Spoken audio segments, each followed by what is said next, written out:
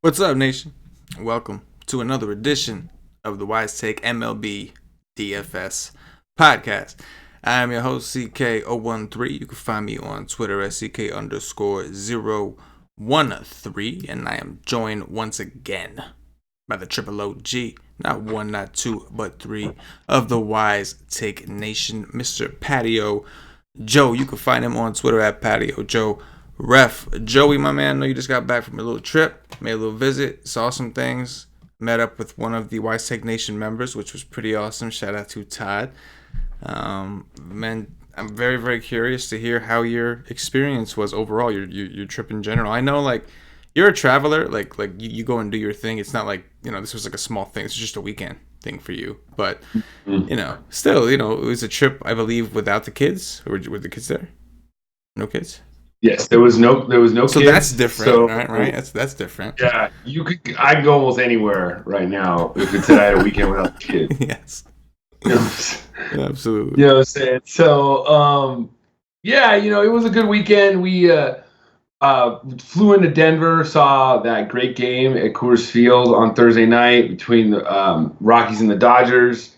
CK013 hitting that pretty much a walk-off home run in the ninth inning. Yeah. So that was awesome. And the ball just flies out of that yard, man. It's awesome.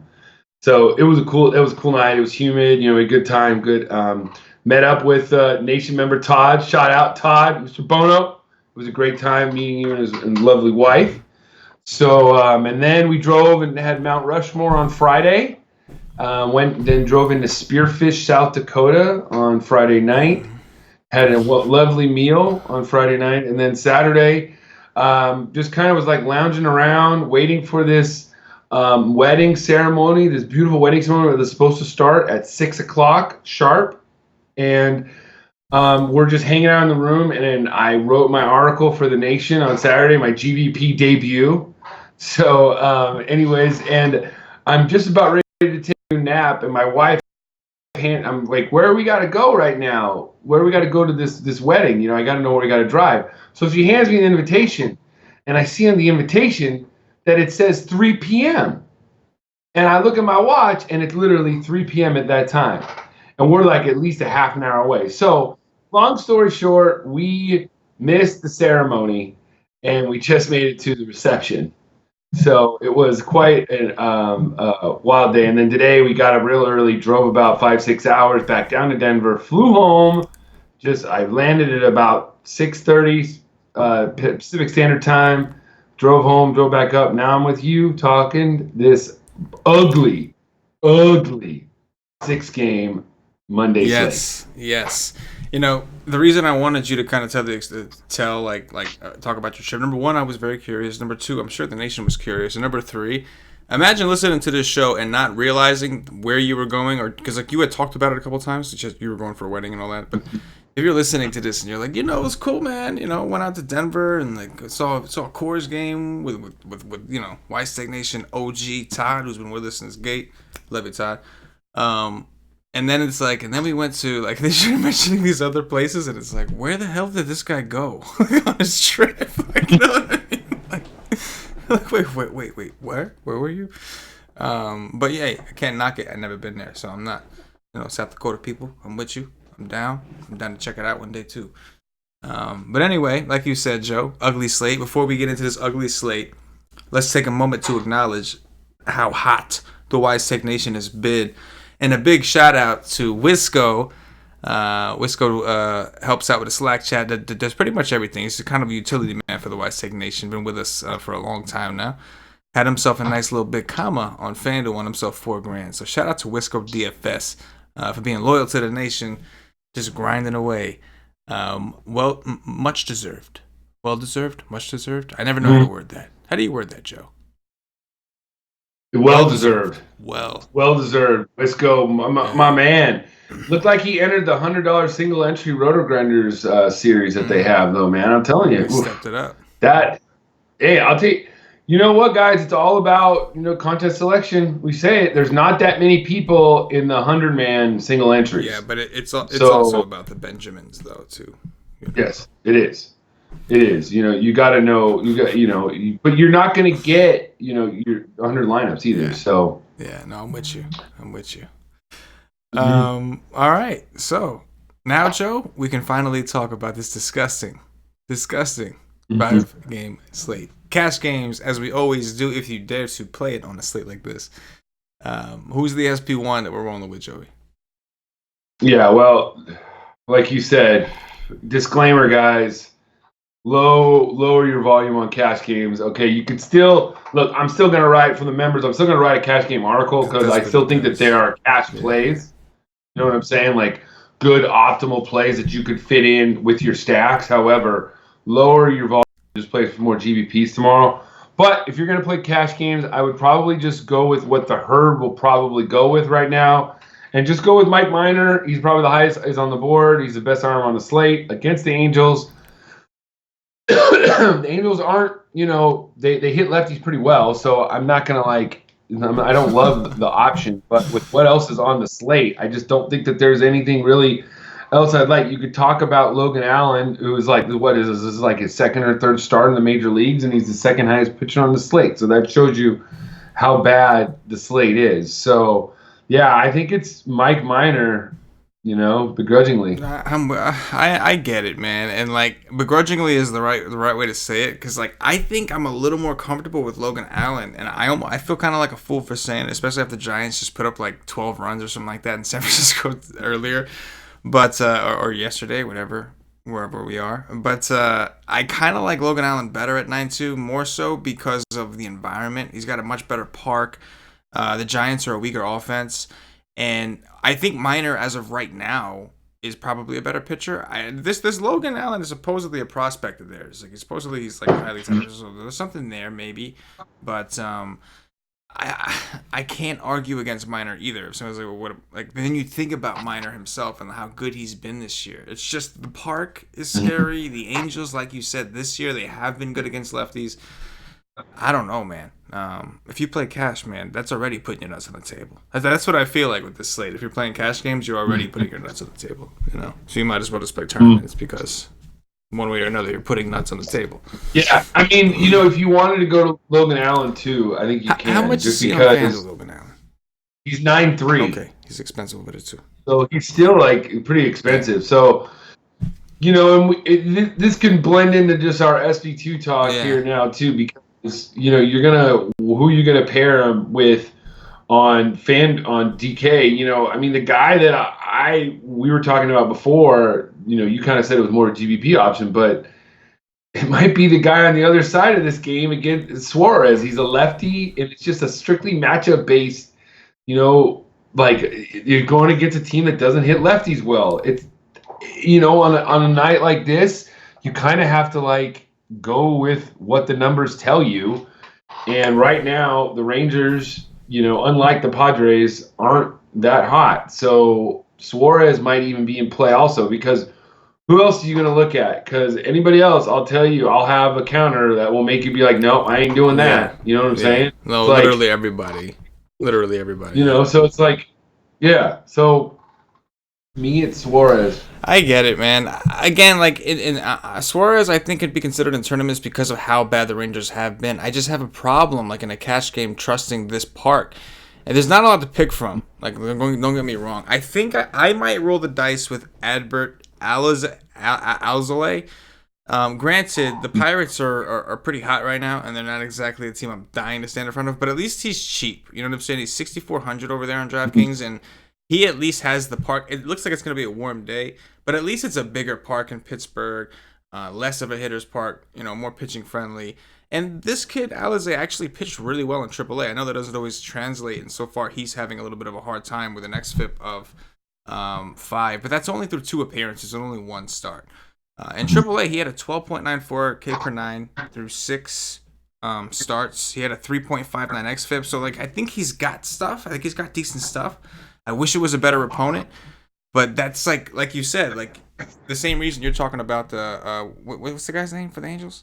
I can't remember his name. Suarez. Right. Is another one. He had a much higher xFIP than the minors, but he has some strikeout stuff. And against the Rangers, when it comes to lefties, sometimes that's all that matters. So I think you can make an argument for both. I get it. I think Suarez to me is more of a tournament play, but I think you could make the same argument towards Alizé going up against the Pirates, who is one of the hotter offenses lately. So that's what this slate is. And okay, if it is a put your nuts on the slate, on the table kind of slate. Yeah, I like that. That's what you're hoping to do. You're putting it on the table, hoping it'll eventually droop onto the slate. You know what I mean? That's what I will teabag. Yes, that's what you want to do. Ultimately, okay. Yeah. So you might, I don't know, if you're gonna already do that with Minor, why not just go down to Suarez on FanDuel and then just pay up for all the bats? Sure. And even if he gets you only 15 to 20, I don't think Minor's gonna get you 50. Yeah. You know what I'm trying to say? Like, no matter what, I don't think that he's going to get you 50. I'll say this. My biggest problem with Suarez on DraftKings is his price. On FanDuel, he is very, very cheap. So, like, in that sense, I think the risk may be worth it more because, like you said, you're getting an edge by loading up on bats that people who are playing Minor and Allen aren't going to be able to afford.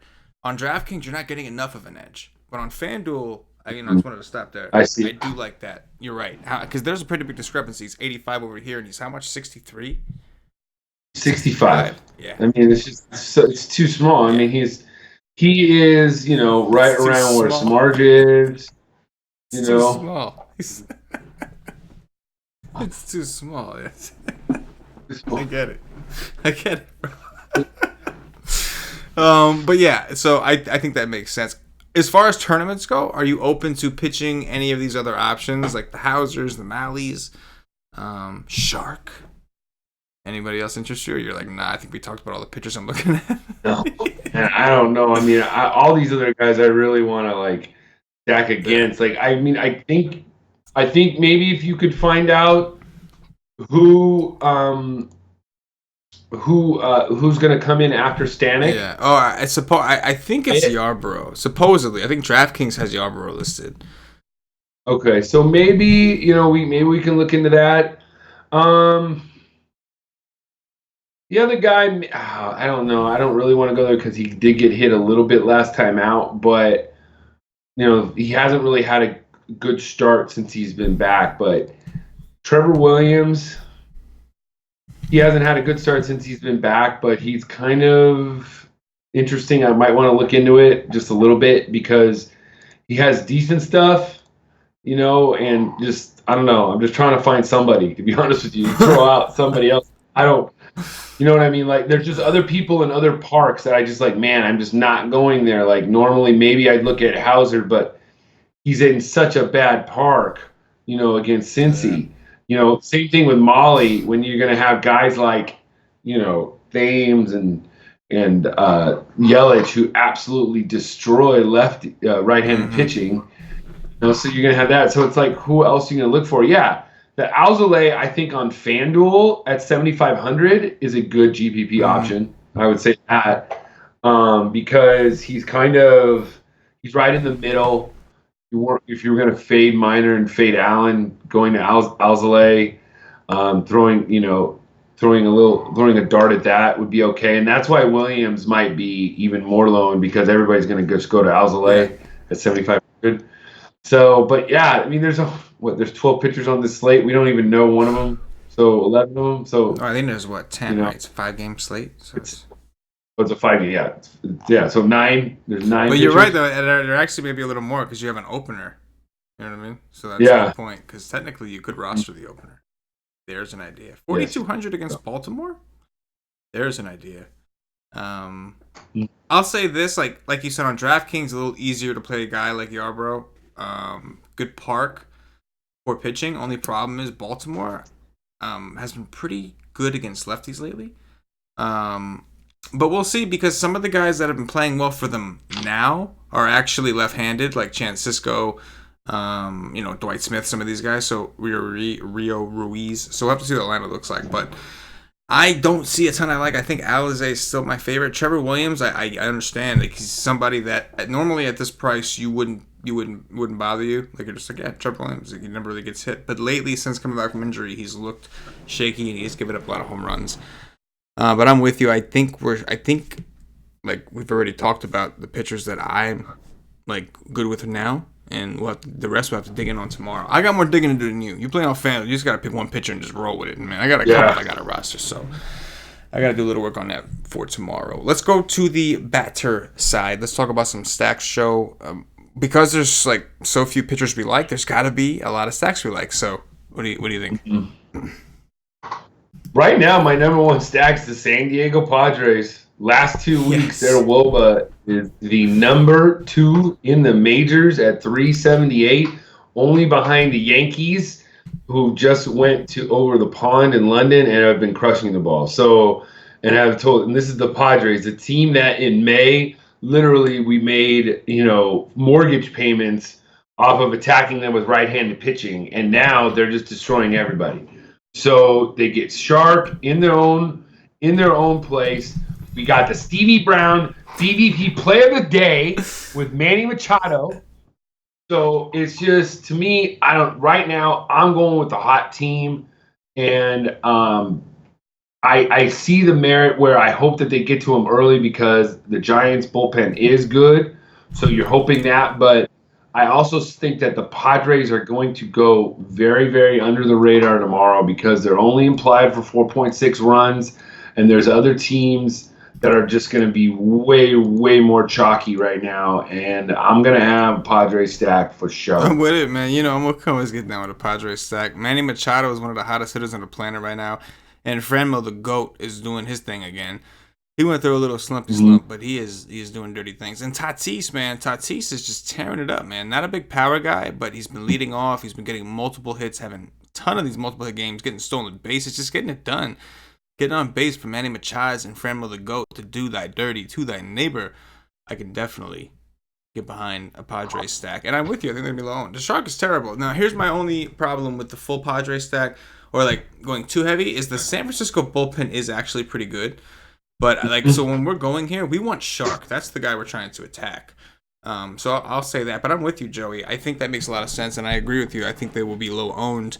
Talk to me about the Rangers-Angels game. I would assume we don't have a Vegas total for that, but it's going to be hot. I'm gonna assume that it's going to be relatively high.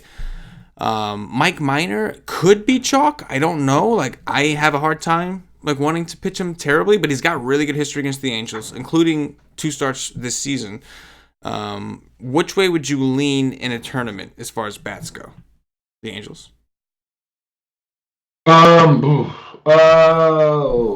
Who would I rather stack? I'd rather stack the Rangers or the Angels.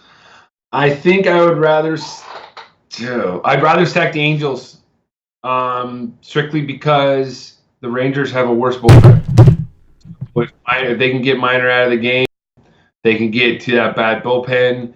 And I also think that Minor's going to be, in a slate like this, Minor's going to be probably one of the highest owned pitchers because he's just the most expensive. So the layman person that plays this game, they're just going to go straight to that guy, lock him in, and see where else they can get a stack. Okay. But I just think that you could stack against him. Pretty much stack against anybody tomorrow. There's no pitcher tomorrow where I'm be like, no, I'm going to stay away from him because I think every team has the potential to go off for 10 runs, except for maybe the Giants, even though they still went out for 13 runs today. I'd probably be the team I wouldn't stack. I'm with you. I think I agree. I think that there's just more out of it. I would expect the Rangers to be fairly chalky, even against a lefty, just because it's Arlington. And I think of the 2 pitchers, people are more likely to pick on Suarez than Minor for name value. But I'm with you. If Minor is going to be really popular, which he probably will be because it's a small slate, ownership is going to be very concentrated. And then I'm with you. A leverage stack of the Angels, who've been hitting a lot better this year and hitting lefties finally this year. I think that makes a lot of sense. Here's the Reds and Brewers. Like, these are teams with 2 really good bullpens. We know the Reds have the Brewers' old pitching coach who did wonders for that team and that bullpen. Yet the last series these guys had, there were some runs scored. The Brewers have been slumping hard offensively, struggling to score more than 4 runs. The Reds, we know they kind of struggle, but when these teams play, we do see that rivalry kick up. It's going to be 87 degrees, 63% humidity in Cincinnati. We got a 10-run total, which is pretty damn high. Any interest here in attacking Hauser or Malley? Oh yeah, you know me. I always like my Molly. So I mean, it's Molly has one of the highest home runs per nine against lefties. So if the one thing that the Brewers have are lefties. So Grandal, Yelich, Moustakas, Thames. I mean, Thames is pretty freaking hot right now, and so and his price is pretty awesome. And Yelich is obviously self-explanatory. So to me, it's all the lefties against Molly. I'm cool with it for sure. And then the other side with the Reds, it's all of them are fairly cheap. So I feel like in some ways they're going to be, at least on FanDuel, they're going to be a fairly popular team because you're going to be able to get your four-man Cub stack or four-man, whatever, Rays or Padres or what, and then you're going to be able to fit them in with a four-man Reds because you got guys like Senzel, Votto, Flores, Puig, all under 3,500, and then all the other guys are under 3,000 or under 2,500. So you have a really really cheap team. So I think that they'll just be kind of popular because of the fact that they're so cheap. Yeah, I think that makes sense. That was the case today on DraftKings, the Sunday slate. It was like the pricing was like forcing you to play Blake Snell as your SP2. It was 8K, and you had Max Scherzer against the Tigers at like 12-3. And so because of that, the offenses you were looking at naturally were cheaper. Like the teams, I did fairly well. I didn't like smash, otherwise, I would have let the nation know. But I did fine. I did win. With 2 out of my 3 teams cashing fairly deep, and I went all in Snell and Scherzer, and the teams I stacked, I think I had 1 Royal stack and 2 Red stacks because that's what all I could afford when I had to pay up for pitching that much. So I definitely understand what you mean. But yeah, it's interesting. And on the Brewers side, man, like Thames, Earth has been Thames' planet lately, man. The guy's been just red hot, pinch hit home runs, doing dirties. His team is struggling, and he's just putting the team on his back though. It's just like out of control. Moustakas has been hitting well despite the slump overall. It's really been everybody else. Yelich, Grandal, like Braun, Moose and Thames have kind of been carrying the team. So in this ballpark against Malley, I'm with you. Let's jump on him early, take some of these lefties. Let's go. Right. Last offense I'll ask you about, and we'll get out of here. Basically, going to ask you about every offense, but the last one I'll ask you about before we get out of here is going to be the Tampa Bay Rays. Now, I guess we can hybrid this with the Cubs too, because I do like the Cubs offense against Williams. And Anthony Rizzo, we'll just put the Anthony Rizzo's in PNC Park, so we know he likes to do the dirty in PNC Park. Supposedly he says he sees the ball better, whatever. He does dirties in this park. Now, okay. The Tampa Bay Rays were supposed to see Dylan Bundy in Tampa. They seem like they're waking up a little bit, Tampa. They were really, really cold. We were attacking them. It was beautiful, but they do over the last couple of days seem like they're starting to wake up. This Bundy was pushed back a day. So they haven't announced the starter just yet. We're doing this the night before, but this may be a bullpen game for the Baltimore Orioles. Granted, we did just see the Baltimore Orioles destroy the Cleveland Indians. Held them they shut them out 2 games in a row, Joe, in Baltimore. They shut out the Indians 2 games in a row. Dirty doers. Talk to me about this Rays offense against a potential Baltimore bullpen game. Well, yeah, I mean, Baltimore bullpen is one of the worst in the league, so I think that whoever they start, I think the Rays will be very, very popular tomorrow. They'll probably have the highest implied run total, I think, once it comes out, whoever they're starting. So I think that they're going to be very popular. Lau, Pham, Choi, Meadows, Abisail Garcia, Yandy Diaz. I mean, they get a pretty decent lineup up and down the line, up and down. So I think that they're going to be very popular. I think there's merit in fading them. You know what I'm saying? I think that there's other spots to go to tomorrow where you don't have to play the Rays. So I don't know how much I'm going to have in them right now. I'll say this: is looking at the numbers, the Baltimore bullpen has been a lot worse to righties than lefties, at least recently in the month of June. Well, it's July. Oh wow, it's July 1st. Happy birthday! Shout out to my niece. No, it is. Boom. Anyway, yeah. So I think, yeah, you know what I was trying to say. You get it. You get me, right? Like this, you know. I get it. No, but in all seriousness, the Cleveland Indians are loaded with lefties, And it's ironic. It's just ironic. And now, granted, that when you look at that Cleveland Indians, I know they got hot for a little bit. When you actually take a look at their lineup, like, it's not very good. It's just not.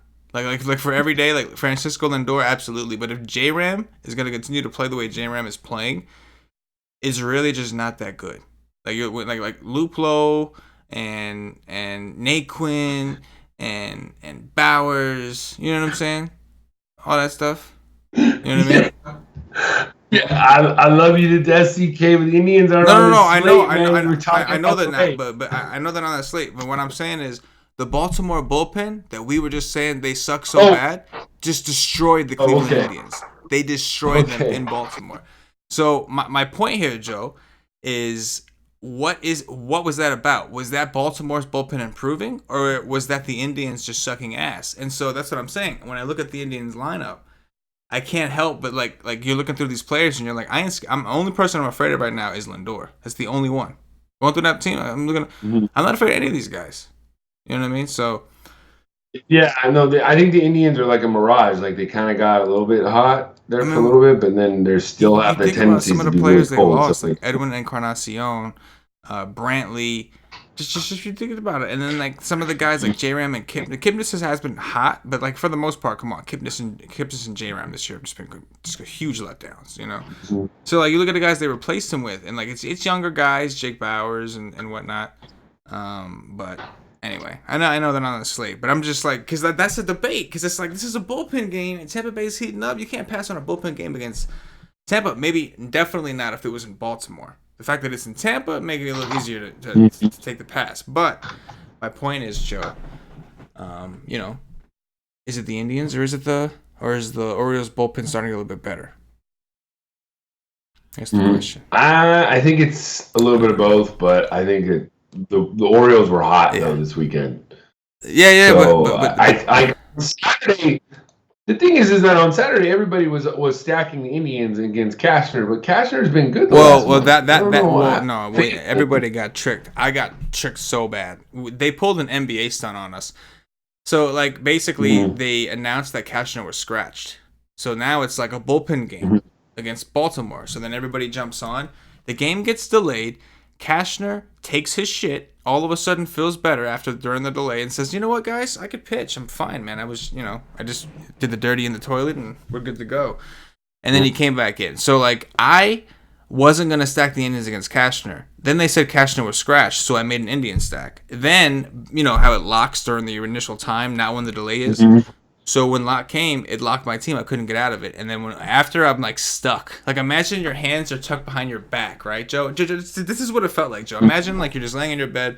Somehow you're tied up to your bed and you're just watching. Because there's nothing you could do about it. You're just watching as these hairy, sweaty balls are just like coming down across your face. And there's nothing you could do about it but to just sit there and take it. And that's what happened. Because one of my teams just burnt money right down the drain. Attacking Cashner, who's been pretty damn good to lefties, by the way, which is why I didn't want to attack Cashner because the Indians are so left-handed heavy. But yeah, that's what that felt like, Joe. You know, that's what it felt like. The lock came and it was like the game's delayed. I'm locked in, and there it is. Boom, Cashner will start actually. So that was awesome. No, it wasn't. It sucked. It sucked really bad. It was not awesome at all. All right. That is going to do it, I think, for the slate breakdown. At this point, I'm going to remind everybody, if you haven't checked us out at whitestake.com, I have a surprise for you. If you haven't checked us out, making a huge mistake. And to show you how much of a mistake you're making, we're actually doing a 1-week free trial. If you are new to the Whitestake Nation, if you do not have an account at whitestake.com, you can actually, if you sign up for the All Sports monthly plan, you will get 1 free week before you are charged. So basically, you sign up for the monthly, you get 7 days free. If you cancel before the 7 days is up, you will never be charged, and you will get the full 7 days to experience the content. You will get access to the Slack chat. You just got to follow the Slack chat instructions, which you will find on the site. And, yeah, if you do not cancel within the 7 days of the trial, we're going to assume you want to rock with the nation, you like what you saw, and you will be charged, and that's it. Your plan will carry over forward. So we're still doing day passes and that for those who don't get the monthly options. If you just play once in a while, if you already had an account with us, whatever the case is, and you've had yours, we still offer the same stuff. But if you are brand new to the nation and you thought about trying it, now might be the right time. You can get 7 days for free by signing up for the All Sports Monthly. That's why I say .com. So yeah. Anyway, Joe, cash game core. All right. So FanDuel, Mike Minor, I guess. Just I get for cash, I get And then for SP2, I'm gonna let you pick. I guess let's go with Aloe. I can't say the guy's name. What can I say his name? Alizé. See, that's what I keep wanting to say. Alizé, like the drink I used to drink when I was younger. You know what I'm saying? When I wasn't supposed to be drinking, but I was drinking. You know what I mean? Alizé, because all the music videos had that. Yeah, but this guy is Alzolé. It's like when you're drunk and you're trying to say Alizé. What'd you drink tonight? Alzolé. You know what I'm saying? We'll go with him. You know what? Let's change it on FanDuel. Let's go to Logan Allen. Just bring a little bit down. Save some dough. Save a little bit of money.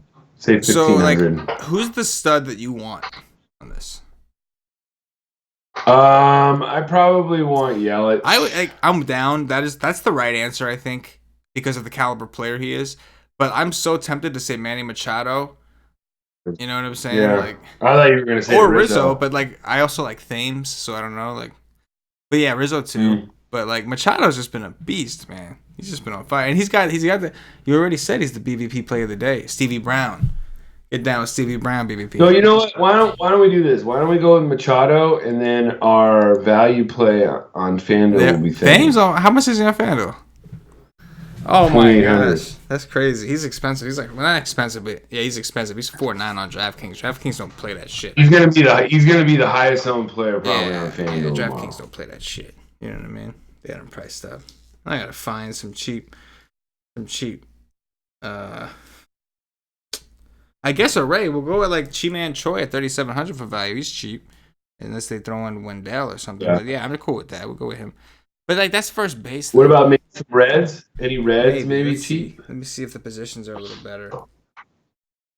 Not really. I mean, this is cheap, but some of the guys are just maybe, I don't know, man.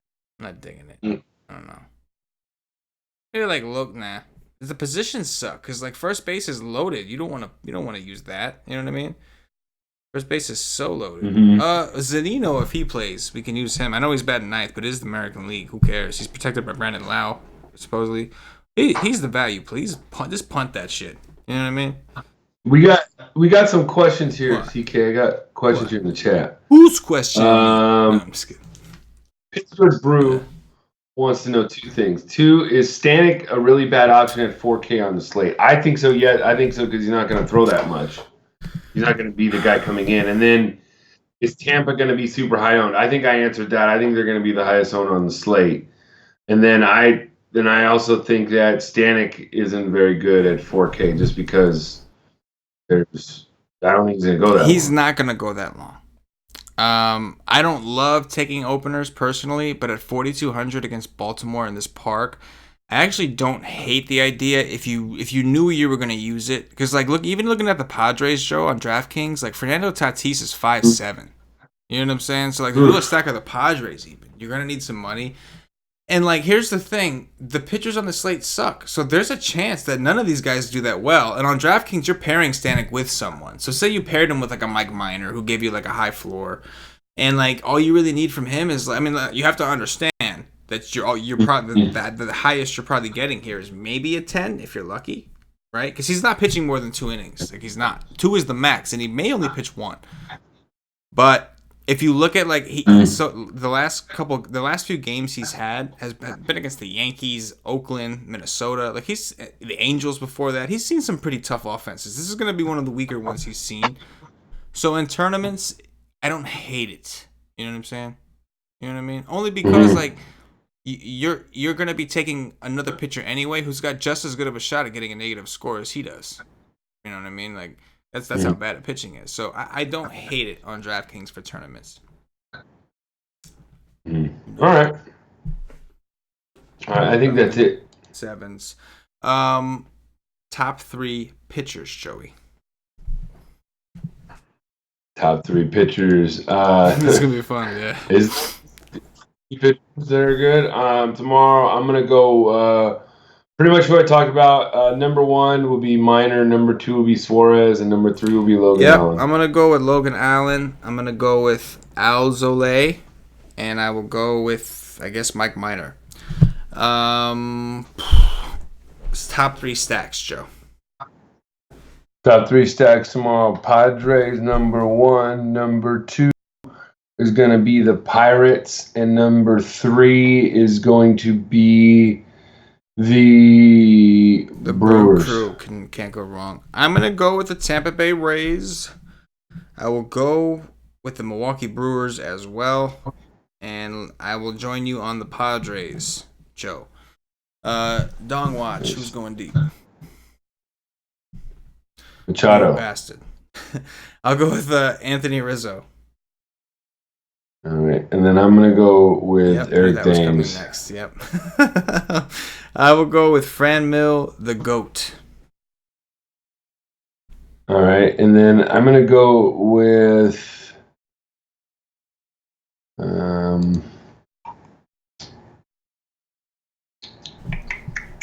Yasiel Puig. I like it. I will go with Christian Yelich. And that is going to do it for the Wise Take DFS podcast. If you're watching on YouTube, please click that thumbs up, that like button, subscribe to the channel. If you're watching on Facebook, give us a like and a share to support the Wise Take Nation. If you're watching on Twitch or Twitter, give us a follow, give us a retweet. And if you're listening to us on Podbean or iTunes, give us some 5-star reviews. Joey, anything in closing before we get up out of here? Nothing. Just time to get weird tomorrow, guys. It is 6-game slate. You can get off the page a little bit, and have a little fun, and get ready for Tuesday's huge slate. For Patio Joe, for myself, the entire Wise Tech Nation, as always, good luck. Yeah.